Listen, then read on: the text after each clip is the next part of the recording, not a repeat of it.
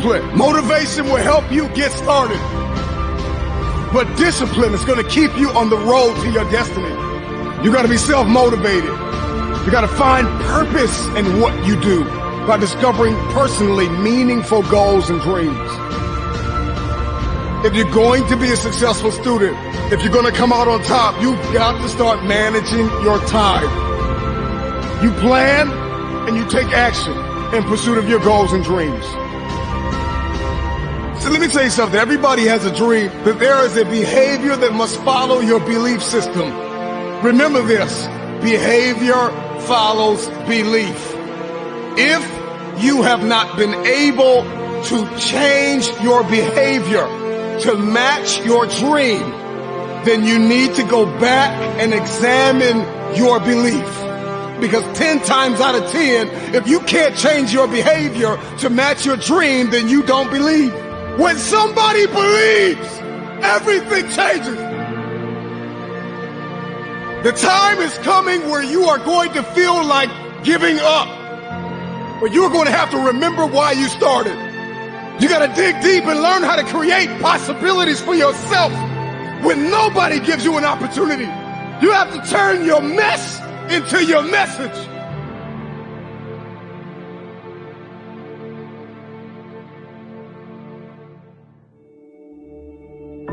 The fact that you're still alive and still on this earth, even though it's been challenging and rough, and sometimes you get discouraged and uninspired to keep going. God has a plan. You will grow through what you go through.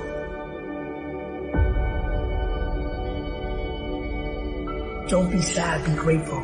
Don't dwell, do. Don't complain, create. We got this.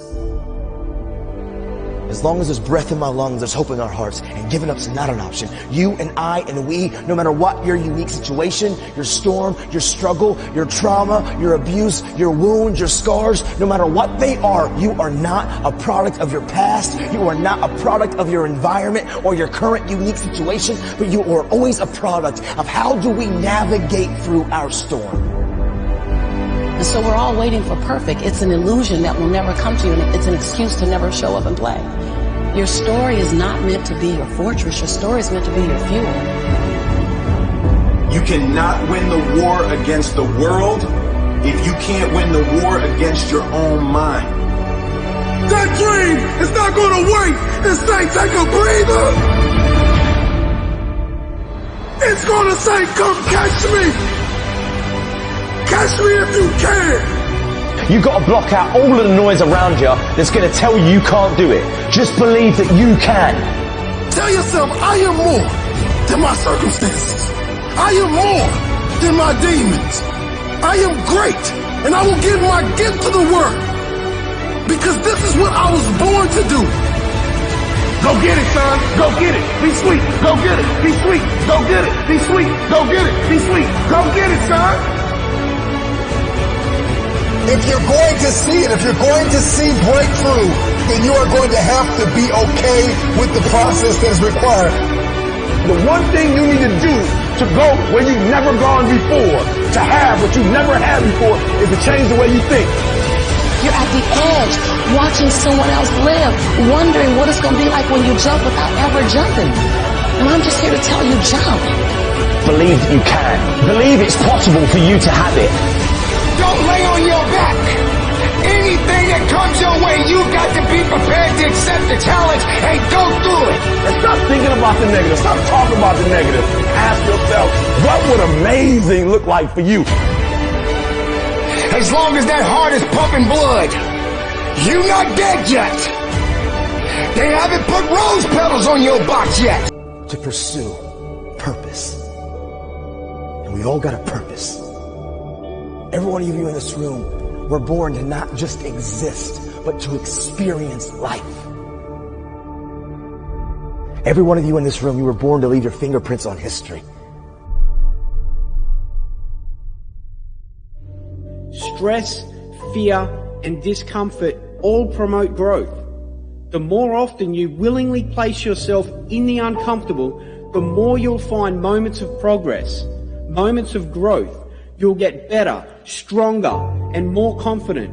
When this becomes a habit, the tough situations in the future, when faced with something bigger, the courage and strength you've built, the stronger person you've become, now prepares you to get through and come out the other side. Your growth is in the gap, from where you are now to where you want to be. It's what's inside this gap, the walls, barriers, fears, and the uncomfortable that you need to go through. This is what's going to grow you into the person you were born to be. At times when others would normally crumble, you'll rise up. At times when others steer away, you'll straighten the wheel. You'll have complete conviction you can take on what's in front of you. Understand, this is the way for massive personal growth, realizing your ultimate dreams and becoming the strongest, best version of yourself. It's having trust and faith, knowing everything is awaiting you on the other side, knowing you've willingly placed yourself in these moments.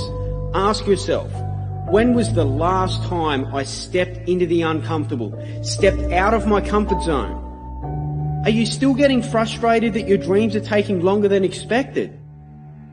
If you're not pushing and challenging yourself, how will you ever get to where you want to be?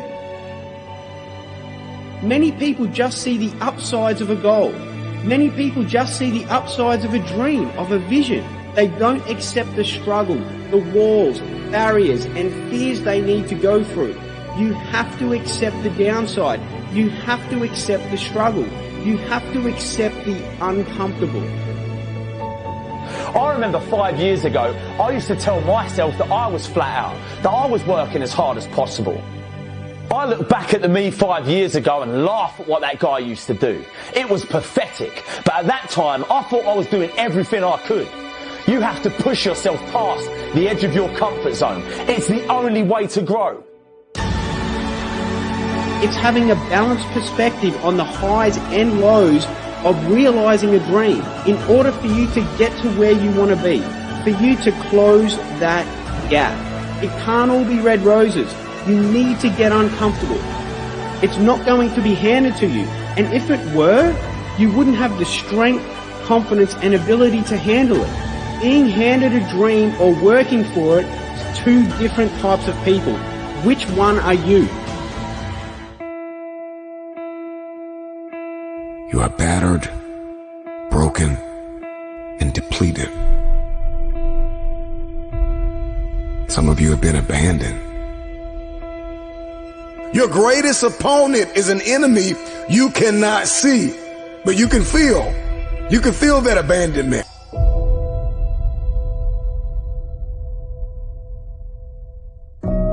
A legacy is something that is passed down. It is your mark. It is your footprint in the earth. It is your contribution to the world. Your legacy is something that is passed down. It is your mark. It is your footprint in the earth. It is your contribution to the world. I don't care about legacy. I'm single. I don't care about legacy. I don't have no kids. I don't care about legacy. My family never cared about me. I don't care about them. My life is my own. Why do I need to even think about legacy? Well, here's the thing I have to say to you. The thing you need to know is this. You are leaving a legacy whether you want to or not. Everybody in this room is going to leave a legacy. The question is, are you going to be intentional about the legacy you're leaving? Are you actually going to be intentional, or are you just going to let anything be passed down, anything be given to others on your behalf? Don't let it be so. It's like this past weekend, I went out to go preach. And when I went to go preach, I went into a city and I rented a car. When I went to the rental car, they said, go downstairs in the garage. You can grab any car. When I went down there were only 2 cars. There was one car that looked like it wouldn't make it past Monday. And then there was another car. So I went to this car and everybody had electric bills and cell phones that don't even exist no more. Why? Because somebody didn't care about legacy and they handed you a bill and now you can't walk in Canaan, not because of your issues, but because of some issues that were passed down. God forbid you are sitting in this place saying, I don't care about legacy. You need to care about it because somebody's got to live in the life you have. You are passing something down whether you want to or not.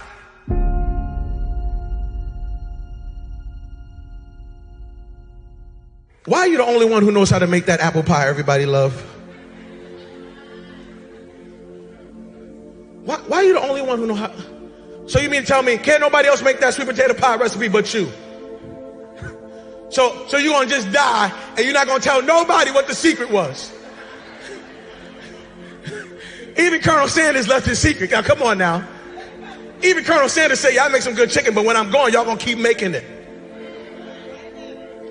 What I'm saying to you is, why is it that you're the only one? So you own all this real estate and you didn't share that with nobody. You're not going to tell nobody how to do that. You're the only successful marriage in your family. You're not going to tell nobody. You're gonna hoard this information so you can be the only one who wins. You have lost. You have lost. You have lost. And I'm telling you that you are going to have to look at your life and recognize that everything you are doing right now is having major and great impact. If you're going to leave a legacy, you're going to have to remember how you started, but focus on how you finish. I don't want you to forget how you started. I don't want you to forget that father wasn't there. I don't want you to forget some of the conditions that you were raised in. I don't want you to forget some of the rejection, some of the pain. No, I want you to remember how you started, but do not for 1 second let it dictate how you're going to finish. There's somebody in this room saying, Pastor, I don't understand. I hear you, but this sermon got me all messed up. I was feeling good.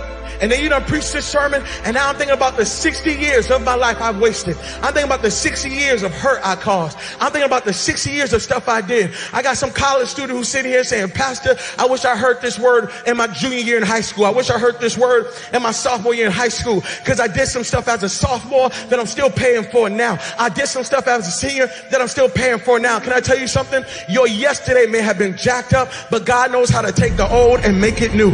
I came to preach to somebody today and let you know your first 60 years was jacked up, but your next 60 days, God says, I will turn it into such impact. I will give it such greatness that you won't even remember some of the stuff that you jacked up. Legacy is built now, but experienced later. If you are going to leave a legacy, you got to start building now. I'm talking to college students. Okay, don't wait. Oh, when I graduate in 4 years, I'm just gonna live it up. And then when I graduate, I'm gonna be free. I'm gonna get serious about my life. Can I tell you something? I know 40-year-olds who are living under the consequence of things they did from 18 to 22. And they thought that when they left school, that they left the issue, not realizing that the issue followed them all the way into their adulthood. I'm telling you that right now you are a builder. Right now, you have to start building your life now. You got to start building.